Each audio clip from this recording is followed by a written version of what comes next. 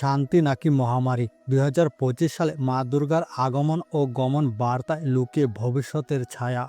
আশ্বিনে দেবী দুর্গার আগমন, দশমীতে দেবীর গমন। এই চিরপরিচিত বাঙালিয়ানার সূত্রে আবারও ধীরে ধীরে কাছে আসছে দুর্গাপুজো। প্রতিটি বাঙালির হৃদয়ে এই সময়টুকু বছরের সবচেয়ে অপেক্ষার।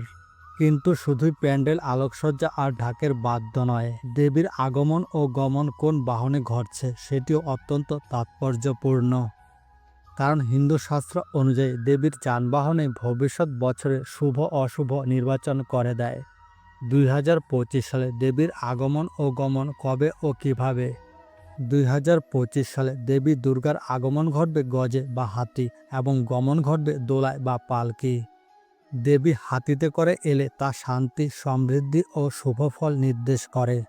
বসুন্ধরা হয় শস্য শ্যামলা, চারদিকে ছড়ায় কল্যাণ। দোলায় গমন, পালকি বা দোলায় গমন মহামারী, মরক ও রোগব্যাধির ইঙ্গিত বহন করে। মানে বছরের শুরুতে সুখ হলেও শেষ দিকে সমাজে ভোগান্তি, অসুখ ও অস্থিরতা আসতে পারে। নৌকা করে এলে বন্যা বা কৃষি ফলন, এটা মিশ্রণ বার্তা বহন করে।